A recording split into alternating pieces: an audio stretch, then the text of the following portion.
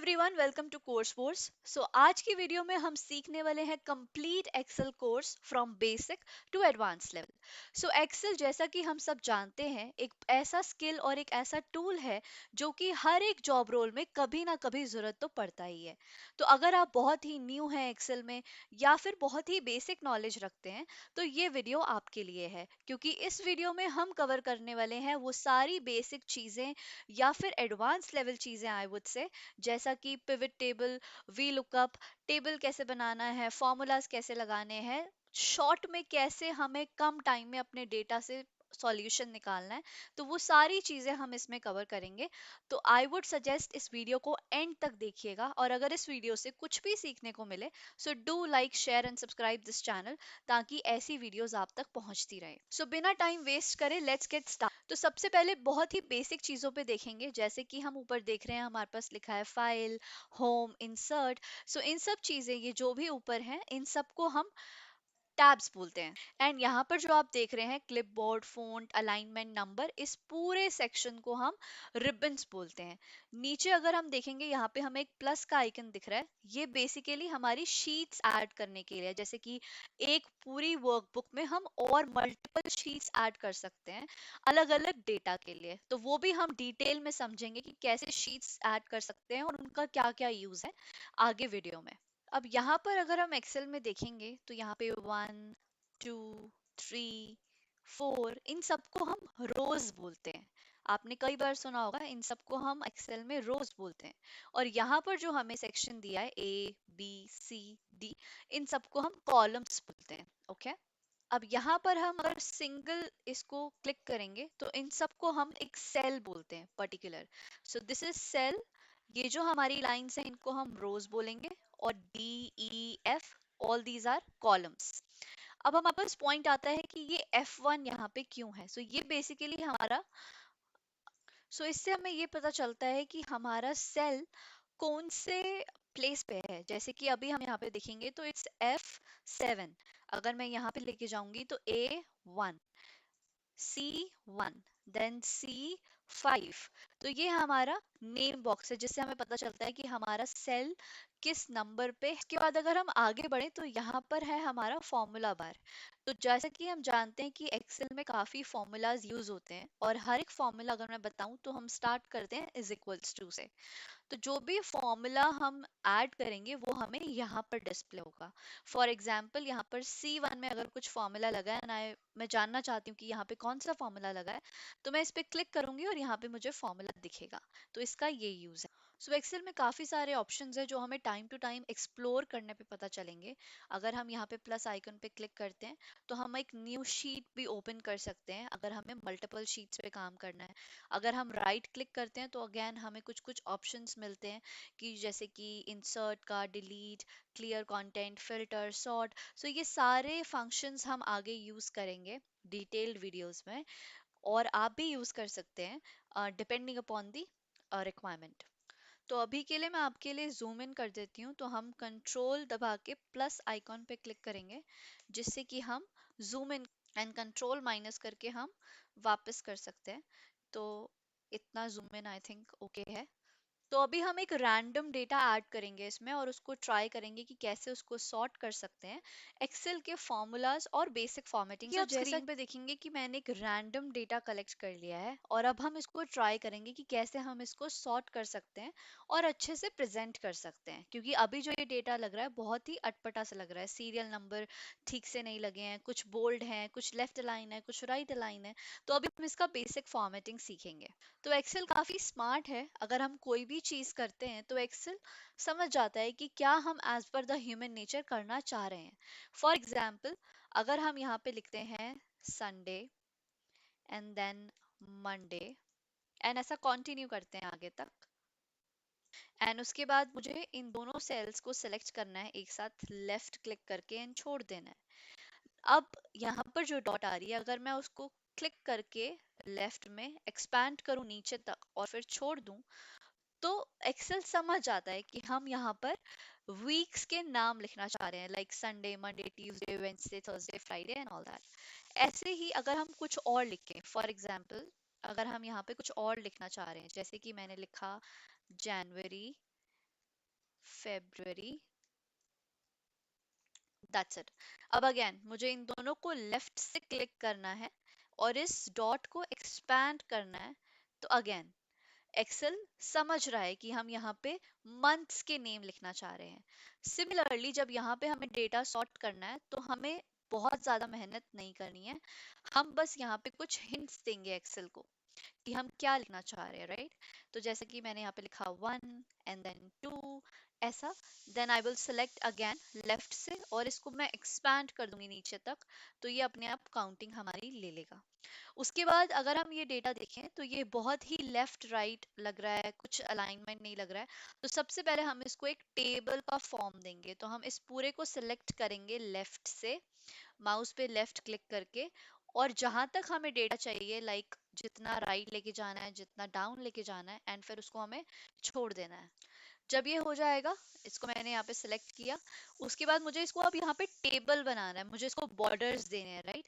तो अगर हम यहाँ पे देखेंगे ऊपर, तो यहाँ पे हमें एक छोटा सा बॉक्स दिख रहा है फॉन्ट का, बॉटम बॉर्डर। इसमें एक ड्रॉप डाउन है, यहाँ पे क्लिक करेंगे और अभी हमें बता रहा है कि हमें कौन से बॉर्डर्स चाहिए। तो यहाँ पे अलग अलग हैं, खाली टॉप बॉर्डर देना है, लेफ्ट देना है, राइट देना है, बॉटम देना है। तो हम ऑल बॉर्डर लेंगे कि हमें पूरे डेटा पे बॉर्डर लगाना है। तो अभी ये हमें बेटर लग रहा है, राइट। अब यहाँ पर क्या है कि कुछ बोल्ड में है, कुछ अनबोल्ड है। तो मैं चाहती हूँ कि सारा ही एक जैसा हो जाए।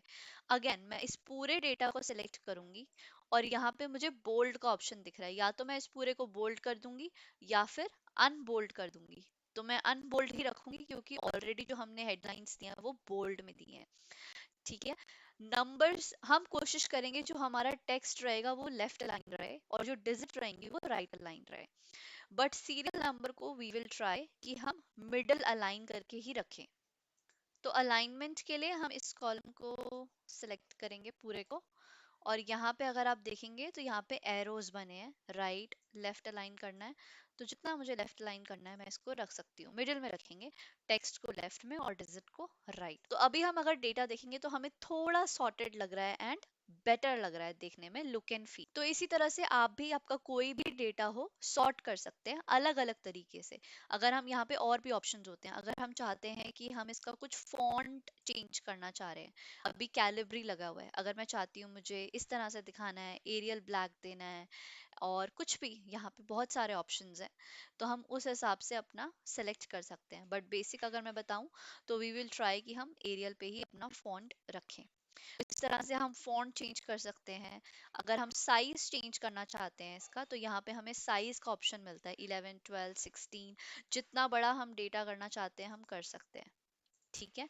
उसके बाद अगर मुझे कर्सिव इसको लुक देना है तो यहाँ पे हमारा एक कर्सिव का आई आइकॉन दिखेगा, जिससे कि हम थोड़ा सा इसको टिल्ट दे सकते हैं अपने टेक्स्ट को। अगर मुझे अंडरलाइन करना है तो मैं यहाँ पे यू के नीचे अंडरलाइन ऑप्शन है, यहाँ पे अंडरलाइन कर सकती हूँ अपने टेक्स्ट को। तो यहाँ पे काफी सारे ऑप्शंस हैं जो कि आप एक्सप्लोर कर सकते हैं जब भी आपको टाइम मिले, which are very very useful. और ज्यादा सुंदर बनाना हो तो हम यहाँ पे कलर ऐड कर सकते हैं। जैसे कि मैंने ये रो सेलेक्ट किया और मैं यहाँ पे चाहती हूँ कि मैं कुछ कलर ऐड कर दूँ। फॉर एग्जाम्पल आई वांट कि टेक्स्ट का कलर मेरा ब्लू हो जाए। तो इस तरह से हम ऐड ऑन कर सकते हैं। इसके अलावा अगर मैं चाहूँ कि काफ़ी ज़्यादा स्पेस दिख रहा है, तो यहाँ पे अगर जब हम अपना लेके जाएंगे, इसको हम डबल क्लिक करेंगे तो ये उतना ही स्पेस ले लेगा जितना रिक्वायर्ड है। सी कॉलम पे आई एंड देन लेफ्ट से हम इस पे डबल क्लिक करेंगे एंड देन यहाँ पे भी डबल क्लिक करेंगे एंड सीरियल नंबर पे भी डबल क्लिक करेंगे। तो जो एक्स्ट्रा स्पेस था हर एक कॉलम में और रो में, वो खत्म हो जाएगा एंड डेटा हमारा और ज़्यादा सॉर्टेड लगेगा। तो इस तरह से हम मिक्स एंड मैच करके जो भी हमारी रिक्वायरमेंट है, एज पर द रिक्वायरमेंट हम। अब हम बात करते हैं बेसिक फॉर्मूलाज की। तो एक्सेल में अगर हमें कोई भी फॉर्मूला लगाना है, बीट एनीथिंग, हमेशा हमें उसको इज इक्वल्स टू से स्टार्ट करना है। तो जब भी हम इज इक्वल टू लगाते हैं, यहाँ पे हमारे पास अलग अलग फॉर्मूलाज होते हैं, वैसे तो बहुत ज्यादा होते हैं बट आज हम सिर्फ बेसिक बात करेंगे। तो फॉर एग्जाम्पल अगर मुझे किसी चीज का सम करना है, मुझे किसी को प्लस करना है, तो मैं यहाँ पे इज इक्वल टू लगा के यहाँ पे लिखूंगी सम। ठीक है। और हम यहाँ पे सम पे क्लिक करेंगे।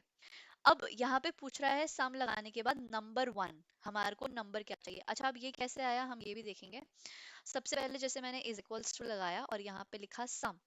यहाँ पे हमें अब अलग अलग ऑप्शन दे रहा है क्योंकि सम के भी काफी सारे वेरिएशंस हैं। सम इफ सम प्रोडक्ट, बहुत सारे हैं। तो अभी हम बेसिक वाला देखेंगे सम। इस पे मैं क्लिक करूंगी। ठीक है, जैसे ही मैंने क्लिक किया ये पूछ रहा है नंबर वन किसका सम करना है, मैंने दिया ये। उसके बाद जब भी हम कोई वैल्यू ऐड करेंगे हमें कॉमा लगाना है मैनुअली, तो मैं इस पे कॉमा लगाऊंगी। अब ये मुझसे पूछ रहा है नंबर टू, फॉर एग्जाम्पल मुझे इसका सम करना है, फिर मेरे को कॉमा लगाना है। And for example number three मुझे इसका, and then comma and then this and then, अब मुझे बस इन चारों का ही सम चाहिए, तो मैं ब्रैकेट क्लोज कर दूंगी और एंटर कर दूंगी। तो आ गया 10। तो अगर हम मैनुअली भी देखें, 2 + 1 3, 3 + 3 6 and then 4 is equals to 10, इन सब का जो सम होता है वो होता है 10। यहाँ पे भी देख सकते हैं। तो ये आ गया हमारा। तो इसी तरह से हमें इसका एडिशन करना है, मतलब का सम का फॉर्मूला लगाना है। और ये हम कहीं भी लगा सकते हैं, हम पूरी रेंज भी सिलेक्ट कर सकते हैं, हमें वन बाय वन करने की जरूरत नहीं है। इज इक्वल्स टू सम, यहाँ पे मैंने सेलेक्ट किया। मैंने इस पूरी रेंज को लेफ्ट से माउस पे सेलेक्ट किया, नीचे तक लेके आई, छोड़ दिया, एंटर किया 55। तो इट्स वेरी सिंपल। अगर मैं चाहूँ मैं वन बाय वन सेल से भी कर सकती हूँ और पूरी रेंज सेलेक्ट करके भी हम उसका सम निकाल सकते हैं। गोइंग फॉरवर्ड, आप अगर रेंज से सिलेक्ट करके करेंगे तो हमें ज़्यादा इजी रहेगा। इसी तरह से अगर हम दूसरा फॉर्मूला देखें, तो फॉर एग्जांपल हम एवरेज का फॉर्मूला देखते हैं। जैसे कि मैंने इज इक्वल टू लगाया, बताया कि कोई भी फॉर्मूला लगाना है तो इज इक्वल टू यूज करना है। एंड फिर हम इसमें यूज करेंगे एवरेज। तो मैंने यहाँ पे एवरेज लिखा, तो मुझे यहाँ पे एवरेज का ऑप्शन दे रहा है। इज इक्वल्स टू पे इस पे डबल क्लिक करेंगे। अभी मुझसे नंबर पूछ रहा है, अगेन मुझे इनका एवरेज निकालना है। मैं चाहूँ तो वन बाय वन कॉमा लगा के, जैसे हमने अभी किया था, इसको सेलेक्ट करके ब्रैकेट क्लोज करके एंटर कर सकती हूँ। अदरवाइज मैं एक साथ भी कर सकती हूँ। अगेन मैंने इज इक्वल्स टू लगाया, एवरेज लगाया, ब्रैकेट दिया, इस पूरी रेंज को कॉलम लेफ्ट से सेलेक्ट किया माउस पे, छोड़ा, एंटर किया 5.5। तो इस पूरा 1 to 10 का जो एवरेज है वो है 5.5। अगर मुझे क्रॉस चेक करना है तो मुझे एक्सेल में नीचे भी दिखते हैं ऑप्शन कि एवरेज 5.5 है, काउंट इसका 10 है, और अगर हम सम करेंगे तो 55 है। तो इस तरह से हम एवरेज कर। अब इसी तरह से हमारे पास एक और फॉर्मूला होता है जिसको हम बोलते हैं कॉन्कैटिनेट।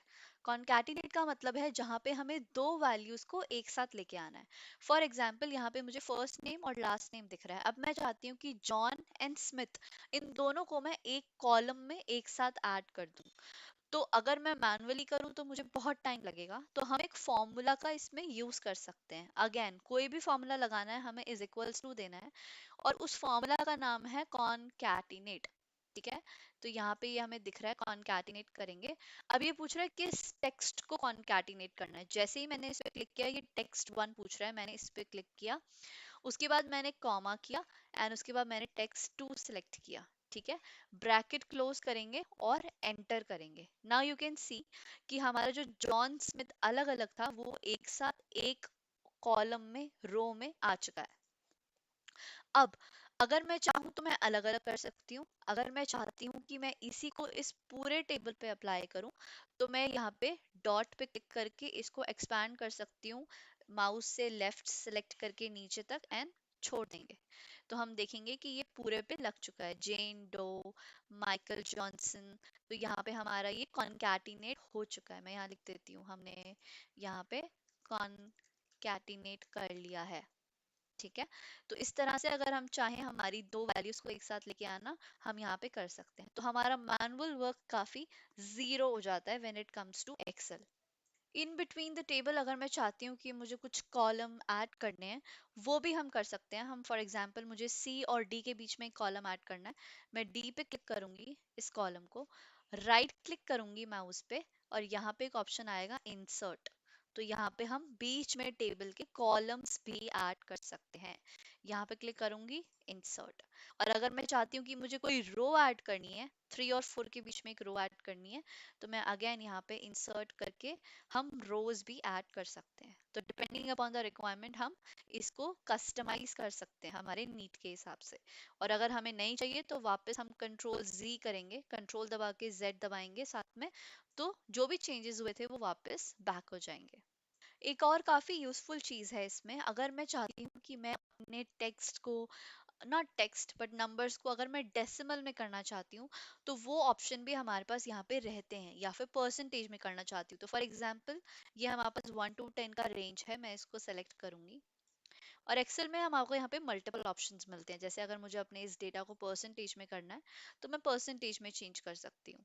अगर मैं चाहती हूँ कि मैं इसको डेसिमल में चेंज करूँ तो यहाँ पे हमारे पास डेसिमल का ऑप्शन भी रहता है। तो यहाँ पे अभी ये होल्ड पे चला गया, जस्ट गिव मी 1 मिनट। तो डेटा जैसे हमारा सॉर्ट हो गया है वापस, तो यहाँ पे अगर मैं चाहूँ तो मैं इसको डेसिमल में कर सकती हूँ चेंज। यहाँ पे हम ऑप्शंस पे क्लिक करेंगे तो ये हमारे पास डेसिमल आ गया और यहाँ से हमारा डेसिमल हट जाएगा। अगर हम लेफ्ट पे क्लिक करेंगे तो 1 decimal 2 decimal 3 4 up to any extent हम कर सकते हैं, और उसको हटाना चाहें तो हम हट के। अब हम एक और डेटा पे देखेंगे कि कैसे हम इस डेटा पे यूज कर सकते हैं और फिल्टर कर सकते हैं हमारे हिसाब से। तो जैसे कि हमारे पास ये डेटा है कुछ स्टूडेंट्स का, जिनमें उनका जेंडर दे रखा है, एज दे रखा है, वो कौन सी क्लास में है, उनके यूनिट टेस्ट के मार्क्स कितने हैं और उनके हाउस का नाम क्या है। तो ये सारा डेटा हमारे पास यहाँ पर है। बट इस डेटा को हम चाहते हैं कि हम सॉर्ट करें अपने हिसाब से और उसको देखें, एनालाइज करें, राइट। तो जब भी कोई डेटा है, अभी तो ये जैसे बहुत कम डेटा है, बट अगर हमारे पास 1000 में डेटा है या लैक्स में डेटा है और मुझे उसको सॉर्ट करना है, या फिर मे बी किसी को फाइल भेजनी है, तो हम कैसे उसको सॉर्ट कर सकते हैं ये हम समझेंगे। तो सबसे पहले किसी भी डेटा को सॉर्ट करने के लिए या फिर समझने के लिए हमें एक फिल्टर की जरूरत पड़ती है, जो हमें एक्सेल में मिलता है। तो जब भी हमें कोई फिल्टर लगाना है किसी शीट पे, तो सबसे पहले हम पूरी शीट को सिलेक्ट करेंगे। यहाँ पे वन के ऊपर एक कॉर्नर में ऑप्शन है जिससे कि हमारी पूरी शीट सेलेक्ट हो जाएगी, राइट। जब मैं ये शीट सेलेक्ट कर लूंगी तो यहाँ पे राइट साइड में मुझे एक ऑप्शन दिखेगा, यहाँ पे drop down sort and filter, और यहाँ पे क्लिक करके मुझे फिल्टर पे जाना है। तो इससे क्या होगा कि हमारे पूरी शीट के जितने भी कॉलम्स हैं उन सब पे फिल्टर लग जाएगा। अब यहाँ पे हम सॉर्ट कर सकते हैं डेटा, जैसा कि मैं चाहती हूँ कि जो भी मेरा हाउस है, मतलब कि मेरे को उन लोगों का, उन बच्चों का डेटा देखना है जिनका हाउस का नाम ऑरेंज है। तो मैं क्या करूंगी, यहाँ पे ड्रॉप डाउन पे हाउस पे क्लिक करूंगी। यहाँ पे मुझे दिख रहा है कि सारे हाउस अभी सिलेक्टेड हैं, yellow pink orange green, select all सब। तो मैं क्या करूंगी, इसको डी सेलेक्ट करूंगी और सिर्फ ऑरेंज वालों का डेटा चाहिए तो उनको सिलेक्ट करके ओके कर दूंगी। तो पूरी शीट में जितने भी ऑरेंज बच्चों का डेटा है वो मेरे पास आ जाएगा। इसी तरह से अगर मैं चाहती हूँ कि मैं कुछ और चेक करूँ, मैं देखती हूँ कि मुझे ग्रीन वाले चाहिए, तो आई विल सेलेक्ट ग्रीन और यहाँ पे मुझे ग्रीन का डेटा मिल जाएगा। अब मुझे इस फिल्टर को हटाना है तो मैं इस फिल्टर के यहीं पर दोबारा क्लिक करूंगी, सेलेक्ट ऑल कर लूंगी वापस, तो जो पहले जैसा था वैसा आ जाएगा। अदरवाइज हम क्लियर फिल्टर भी कर सकते हैं। यहाँ पे हमारे पास क्लियर फिल्टर फ्रॉम हाउस का ऑप्शन आता है, अभी हमने सारा सेलेक्ट कर लिया इसलिए हट गया है, तो हम उस ऑप्शन को भी यूज कर सकते हैं।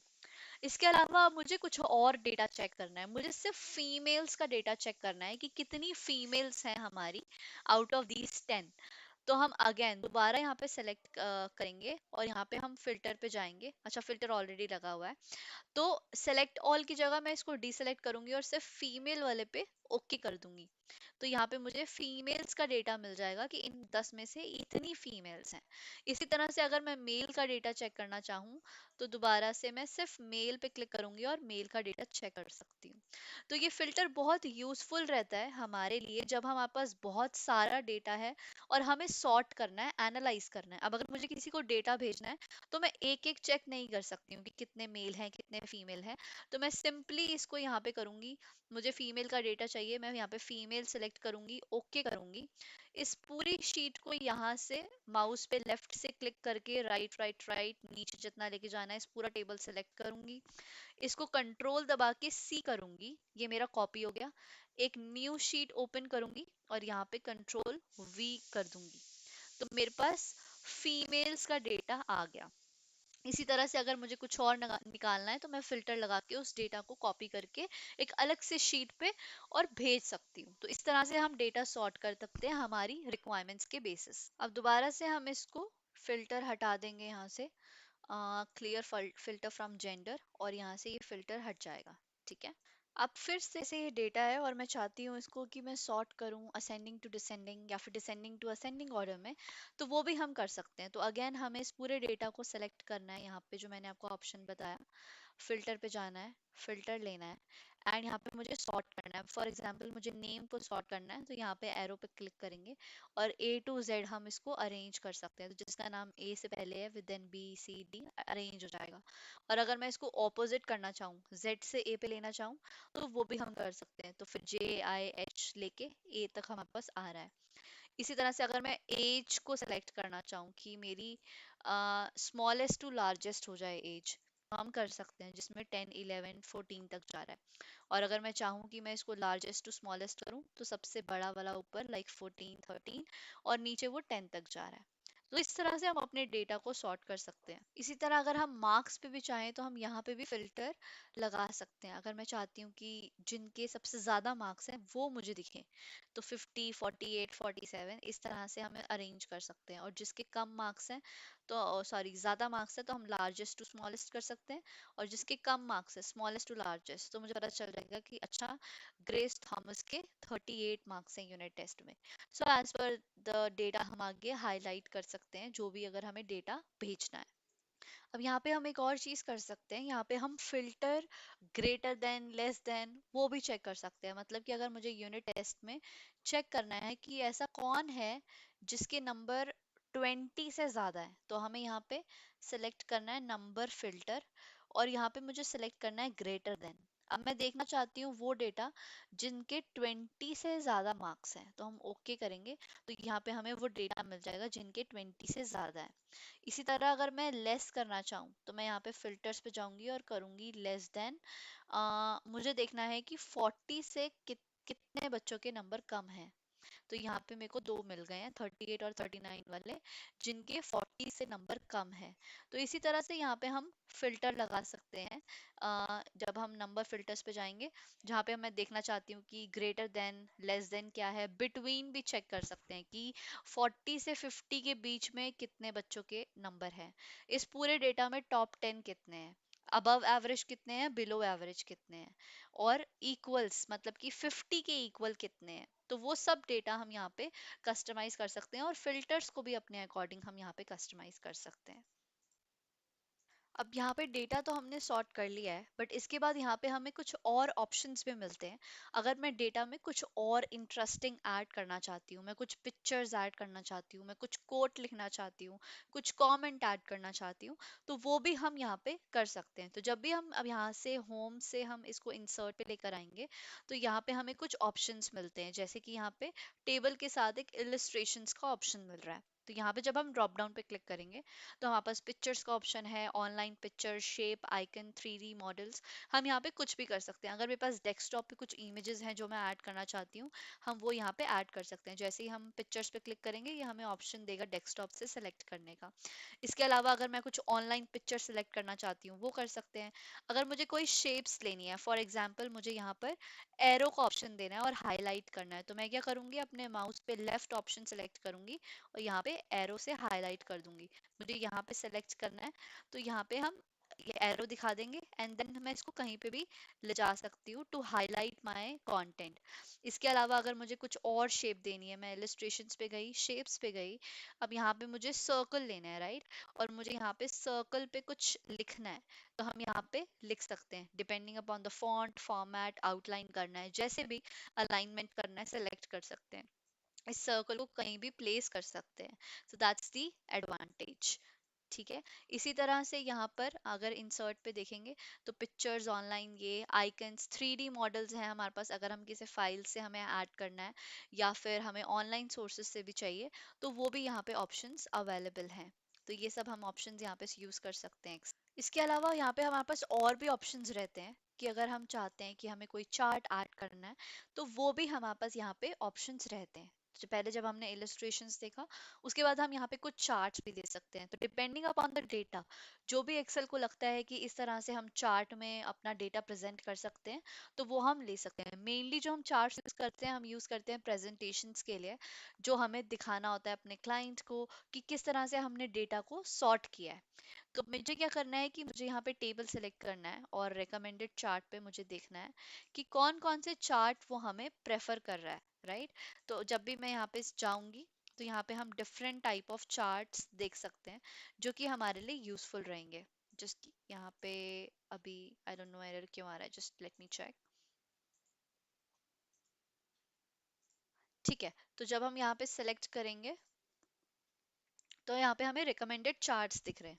तो जैसा कि यहाँ पे सेकंड है, थर्ड है, रो में भी है, वर्टिकली भी है। तो फॉर एग्जांपल मुझे ये वाला चार्ट सेलेक्ट करना है, मैं इसको ओके करूंगी। तो यहाँ पे मुझे एक चार्ट दिखेगा जिसमें मेरा डेटा सॉर्ट होके आ गया है। तो जो भी डेटा हमारे पास था यहाँ पर वो मेरा चार्ट की फॉर्म में यहाँ पे आ गया है, जहाँ पे मुझे नेम मिल गए हैं, एज को उन्होंने ब्लू दिखाया है, क्लास को ऑरेंज दिखाया है, एंड यहाँ पे मुझे रेंज दिखाई है। तो इस तरह से हम अपने डेटा को सॉर्ट कर सकते हैं और चार्ट्स में प्रेजेंट कर सकते हैं। इसके अलावा अगर मुझे कुछ और भी यहाँ पे चार्ट्स लेने हैं, जैसे कि मैं इस तरह से अपने डेटा को दिखाना चाहती हूँ, तो उसको मैं ओके करके प्लेस कर सकती हूँ। तो यहाँ पे मुझे अब वो वाला डेटा दिखेगा जिसमें उन्होंने ग्रे से यूनिट टेस्ट के मार्क्स दिखाए हैं, ऑरेंज से क्लास, एंड ब्लू से एज, और यहाँ पे मुझे स्टूडेंट्स के नेम दिख रहे हैं। तो इस तरह से हम प्रेजेंटेशंस में अपनी फाइल्स को अट्रैक्टिव बना सकते हैं, pie charts and graphs add करके। इसके अलावा अगर हम डेटा में चाहते हैं कि हमें और ज़्यादा एनहांस करना है टेबल को, तो यहाँ पे हम प्लस आइकॉन पे क्लिक करेंगे।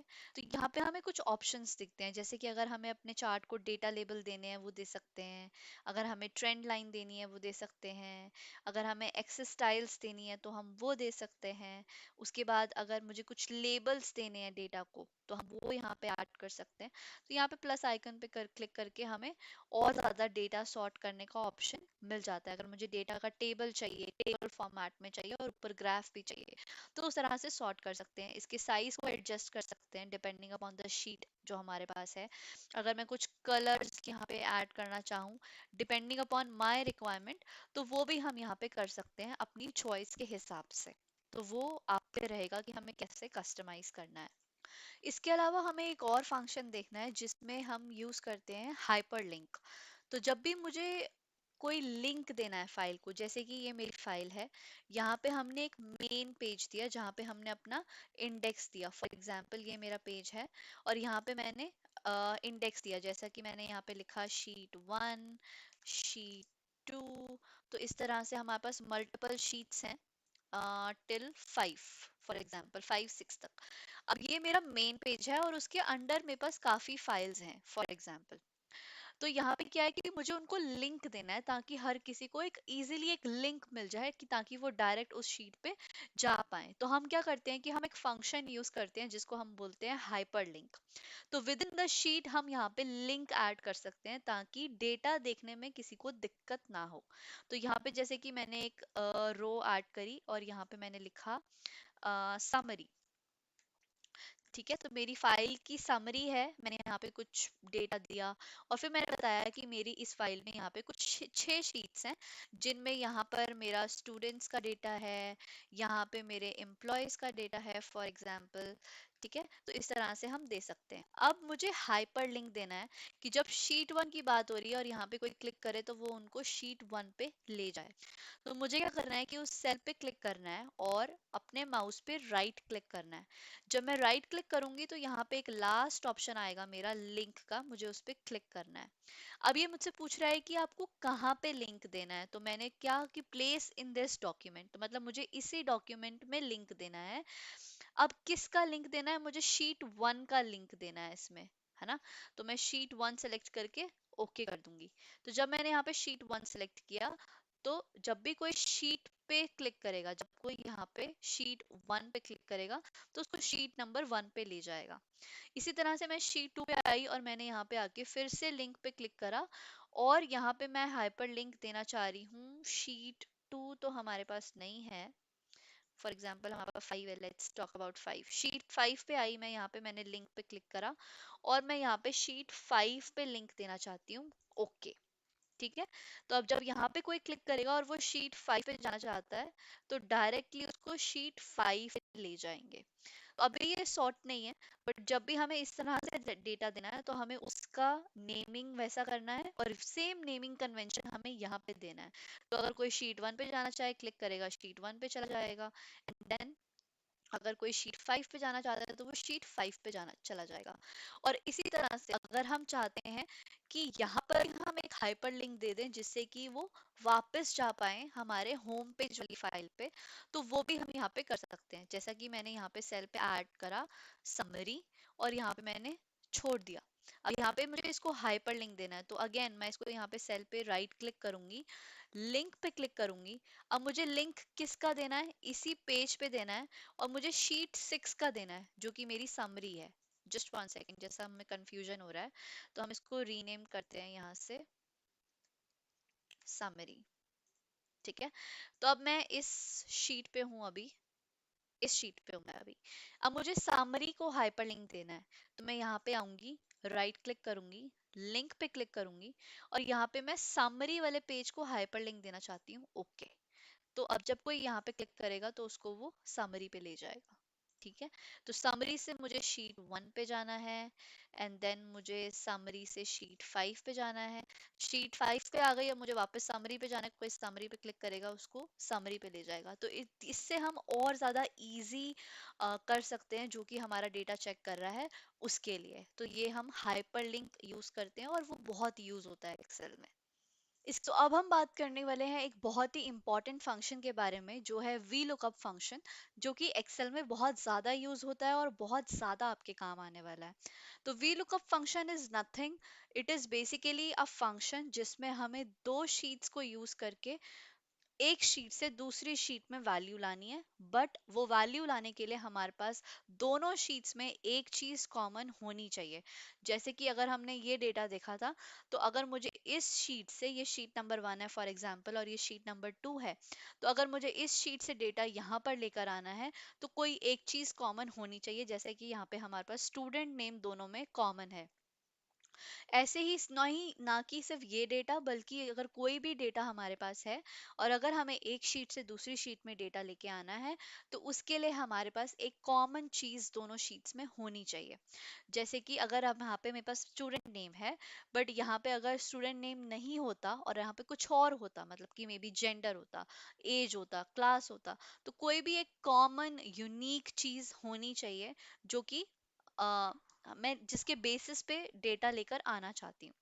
तो सबसे पहले यहाँ पे अगर हम देखेंगे तो मेरे पास स्टूडेंट्स का डेटा है और मैं चाहती हूँ कि मेरे को इनके यूनिट टेस्ट के मार्क्स पता चल जाएं। तो अभी ये डेटा बहुत कम है, बट यहाँ पे अगर थाउजेंड में, लैक्स में डेटा होता तो मेरे लिए बहुत मुश्किल था कि मैं मैनुअली एक एक बच्चे के स्कोर चेक करूं और शीट में डालूं। उसके लिए हम वी लुकअप फंक्शन यूज करते हैं। अभी मैंने सॉर्ट करने के लिए यहाँ पे सेम शीट में रखा है, बट अगर आपको एक शीट से दूसरी शीट में भी डेटा चाहिए तो इसी तरह से वी लुकअप फंक्शन हमारा लगता है। तो स्टूडेंट के बेसिस पे मुझे यहाँ पे चाहिए, सबसे पहले कोई भी फंक्शन लगाना है। जैसा कि मैंने बताया, हम इज इक्वल्स टू ऐड करते हैं और इज इक्वल्स टू ऐड करने के बाद यहाँ पे हम लिखेंगे वी लुकअप। ठीक है। तो यहाँ पे मुझे ये पॉपअप देगा वी लुकअप का, मैं इस पे डबल क्लिक करके सेलेक्ट कर लूंगी। अब ये मुझसे पूछ रहा है कि लुकअप वैल्यू क्या है, मतलब कि किस वैल्यू के बेसिस पे हमें यहाँ पे यूनिट टेस्ट के मार्क्स लेकर आने हैं। तो लुकअप वैल्यू मतलब वो एक यूनिक वैल्यू जो कि हमने दोनों शीट्स में ढूंढी है, एक कॉमन, वो है हमारी यहाँ पे स्टूडेंट्स के नाम, क्योंकि हर एक बच्चे का नाम यूनिक है। तो वो चीज़ यूनिक होनी चाहिए जो भी हम सेलेक्ट कर रहे हैं। तो मैंने यहाँ पे बोला कि जो मेरी लुकअप वैल्यू है वो नेम के बेसिस पे है, तो मैंने यहाँ पे नेम को सिलेक्ट कर लिया। इसके बाद मुझे यहाँ पे लगाना है कॉमा। अब ये मुझसे पूछ रहा है कि किस टेबल में से मुझे डेटा लेकर आना है, यहाँ पे टेबल एरे कौन सा टेबल है। तो अब मुझे उस टेबल को माउस से लेफ्ट क्लिक करके पूरा सेलेक्ट करना है और यहाँ पे छोड़ देना है। तो मैंने बताया कि इस टेबल में से मुझे डेटा चाहिए। उसके बाद मुझे यहाँ पे वापस से कॉमा लगाना है। अब ये मुझसे पूछ रहा है कि वो कौन सी नंबर पे है, मतलब जो यूनिट टेस्ट मार्क्स मुझे चाहिए वो किस इंडेक्स नंबर पे हैं। क्या कॉलम नंबर है उनका। तो अगर मैं नेम से चेक करूं, considering student name as one, तो यहाँ पे 1 2 3 4 5, तो जो डेटा मुझे यहाँ पे चाहिए वो इस टेबल में फिफ्थ कॉलम पे है, तो मैं यहाँ पे लिखूंगी 5। उसके बाद मुझे फिर से कॉमा लगाना है, और क्योंकि मुझे एक एब्सोल्यूट वैल्यू चाहिए, तो हमेशा हम यहाँ पे लगाएंगे 0, ब्रैकेट क्लोज एंड एंटर।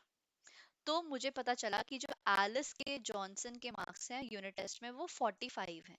अब मैं चाहती हूँ कि ये डेटा मेरा पूरी शीट पे पॉपुलेट हो जाए। दो ऑप्शन है, या तो हम यहाँ पे क्लिक करके इसको नीचे तक लेफ्ट से क्लिक करके एक्सपैंड करेंगे और छोड़ देंगे, तो ये सारा डेटा यहाँ वाला यहाँ पे कॉपी हो जाएगा, 39 48 50 42 47 38 40 46 एंड 44। अदरवाइज कंट्रोल जी करेंगे, आपको क्या करना है, यहाँ पे इस पे क्लिक करना है और कंट्रोल शिफ्ट डाउनवर्ड एरो पे क्लिक करना है। ठीक है, क्या करना है, control shift down down down down down down down, उसके बाद हमें कंट्रोल डी करना है, कंट्रोल दबा के डी क्लिक करना है, तो ये हमारा सेम डेटा पॉपुलेट हो जाएगा। ठीक है, दोनों मेथड से कर सकते हैं। तो ये हमारा यूजफुलनेस है वी लुकअप की। अभी यहाँ पे डेटा बहुत ही शॉर्ट है, असेंडिंग ऑर्डर में लगा हुआ है, इसलिए हमें लग रहा है कि इट्स वेरी सिंपल, यहाँ से कॉपी करके पेस्ट कर सकते हैं। बट अगर ये मेरे पास नेम्स ऊपर नीचे होते या फिर बहुत ज्यादा डेटा होता तो सॉर्ट करना बहुत मुश्किल था। तो V lookup function is very useful and is very easy. तो जब आप प्रैक्टिस करेंगे विद टाइम, हमें समझ आएगा कि it is very useful. If you have any questions आप कमेंट में ड्रॉप कर सकते हैं। एनी विच वेज मैं एक डिटेल्ड वीडियो डालूंगी जिसमें हम वी लुकअप और पिवट और बहुत इंपॉर्टेंट फंक्शंस के बारे में डिटेल। इसके बाद आई होप हमें वी लुकअप क्लियर हो गया होगा। तो नेक्स्ट अब हम बात करने वाले हैं पिवट टेबल की, जो कि अगेन एक बहुत पावरफुल और बहुत यूजफुल चीज है एक्सेल में, जो कि हम यूज करते हैं। तो सबसे पहले लेट अस अंडरस्टैंड कि पिवट टेबल है क्या। तो पिवट टेबल बेसिकली समराइज करने के लिए है कंटेंट को या फिर हमारे डेटा को। तो अगर कोई बहुत ज्यादा डेटा है लैक्स में या फिर थाउजेंड्स में और व्हाटएवर, मुझे उसको समराइज करना है, मुझे एक उसकी समरी निकालनी है, तो देयर आर टू पाथ। या तो हम फिल्टर लगा के सॉर्ट कर सकते हैं कि अच्छा इतनी फीमेल्स हैं, इतना मेल है, इतने मार्क्स हैं, एवरीथिंग। दूसरा तरीका है पिवट टेबल लगा के, जिससे कि चीजें काफी सारी इजी हो जाती हैं, जिससे कि हमें समझने में और समझाने में आसान हो जाता है कि कितना डेटा है, कितने मेल फीमेल हैं, कितने उनके मार्क्स आए हैं, कौन कौन से स्टूडेंट्स हैं, क्या उनका एज है, सारी चीजें हम पिवट टेबल में सॉर्ट और वो हम किसी भी टेबल में एनालाइज कर सकते हैं। अब जैसा कि मेरे पास फॉर एन एग्जांपल ये यहाँ पर एक शीट है जहाँ पे मेरे पास डेटा है, स्टूडेंट है, एज, जेंडर, क्लास, उनके मार्क्स, उनका हाउस, एवरीथिंग। अब हमें यहाँ पे फॉर एग्जांपल पिवट टेबल लगाना है और समझना है कि किसके मार्क्स ज्यादा हैं, किसके कम हैं, क्या क्या एज, जेंडर है एंड एवरीथिंग। तो हमें क्या करना है, यहाँ पे कॉर्नर में क्लिक करना है, इंसर्ट वाले ऑप्शन पे जाना है और यहाँ पे क्लिक करना है पिवट टेबल। जैसे ही मैं पिवट टेबल क्लिक करूंगी, एक्सेल ने मेरी पूरी रेंज सेलेक्ट कर ली है जो कि वो चाहता है, जिसका हम पिवट बनाना चाहते हैं। उसके बाद वो हमसे पूछ रहा है कि जो हमें पिवट टेबल लगाना है वो हमें एग्जिस्टिंग वर्कशीट पे लगाना है या न्यू वर्कशीट पे लगाना है। तो हमें प्रेफर करना है कि हम एक न्यू वर्कशीट पे लगाएं ताकि हमें समझने में आसानी रहे। तो न्यू वर्कशीट पे क्लिक करके मुझे ओके करना है। तो वी विल सी कि जो हमारी पहले वाली शीट थी, वो तो वही है, बट एक शीट 3 में हमारा पिवट टेबल लग चुका है। अब पिवट टेबल पे यहाँ पे हम देखेंगे कि हमारी वो सारी फील्ड्स आ चुकी हैं जो कि मेरे टेबल में थी, मतलब student name, gender, age, unit test 1 2 marks, वो सब यहाँ पे आ चुका है। अब मुझे क्या करना है कि चीजें ऐड करनी है, जो भी मुझे डेटा प्रेजेंट करना है और उसका पिवट टेबल बना के समराइज करना है। अब जैसे हमें यहाँ पे डेटा चेक करना है, राइट, तो जैसे अब मुझे देखना है कि जेंडर के बेसिस या फिर जेंडर के बेसिस पे मुझे चेक करना है कि कौन अच्छा परफॉर्म कर रहा है। तो मैं क्या करूंगी कि यहाँ पे जेंडर को क्लिक करके हम ले जाएंगे रोज में, मेल फीमेल यहाँ पे ऑप्शन आ चुका है, तो हम यहाँ पे क्लिक करेंगे और उसके बाद मुझे यहाँ पे ऑप्शन ऐड करना है। अब जैसा कि यहाँ पे मुझे पिवट टेबल ऐड करना है, तो यहाँ पे मुझे चाहिए कि मैं जेंडर के बेसिस पे चेक करूँ कि यूनिट टेस्ट के 1 में मार्क्स कितने मेल्स के और कितने फीमेल्स के हैं टोटल। तो फीमेल के 219 टोटल बन रहा है और मेल्स का 220 टोटल बन रहा है। तो इस तरह से हमने इसको समराइज किया। इसके बेसिस इसके अलावा अगर मैं कुछ और चेक करना चाहती हूँ, फॉर एग्जांपल मैं देखना चाहती हूँ कि नेम के बेसिस पे यूनिट टेस्ट 1 में कितने मार्क्स आए हैं, तो यहाँ पे हमें डेटा मिल जाएगा। यूनिट 2 के भी चेक करने हैं तो वैल्यूज में हम और ऐड कर देंगे और डेटा मिल जाएगा। ठीक है। इसी तरह से अगर मैं उनका एज भी, क्लास देखना चाह रही हूँ कि कौन सी क्लास के हैं, तो वो भी हम यहाँ पे वैल्यूज में जाके ऐड कर देंगे इसके नीचे। why is it not adding, let me, हम्म, तो कौन सी क्लास के हैं वो भी हमें यहाँ पे दिख जाएगा। तो इस तरह से हम डेटा अपना समराइज कर सकते हैं पिवट डेटा। अब डेटा को कैसे एनालाइज करना है ये हमें खुद से चेक करना होगा, राइट। तो जो भी चीजें मुझे रोज में चाहिए वो मुझे यहाँ पे रोज में डालना है। अगर मैं चाहती तो मैं यहाँ पे स्टूडेंट नेम को हम स्टूडेंट नेम को हम कॉलम में भी डाल सकते हैं, बट वो हमें ऐसा दिखेगा। तो टेबल को प्रेजेंटेबल बनाने के लिए हमें खुद से चेक करना होगा कि हमें कैसे उसको प्रेजेंट करना है। तो स्टूडेंट नेम को मैंने रोज में डाला।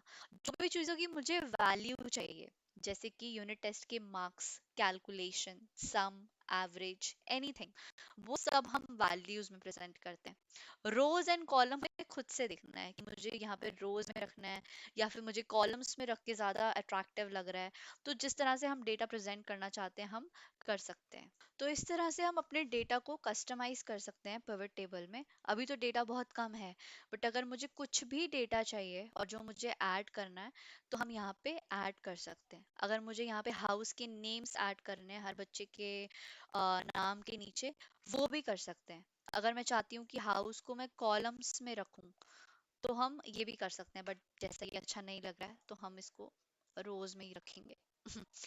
तो इस तरह से कस्टमाइज कर सकते हैं, बट बेसिक अंडरस्टैंडिंग के लिए यही है कि रोज में हमें वो चीज़ें रखनी है जो हम कैलकुलेट नहीं कर रहे हैं और जो हमें एज द डेटा चाहिए, जो हमारी मेन हाईलाइट है। और जो भी हमारी कैलकुलेशन वाली चीज़ें हैं वो हमारी वैल्यूज में रहेंगी। रोज एंड कॉलम हम अपने हिसाब से मैटर कर सकते हैं, I mean depend upon us कि हमें उसको कैसा रखना है।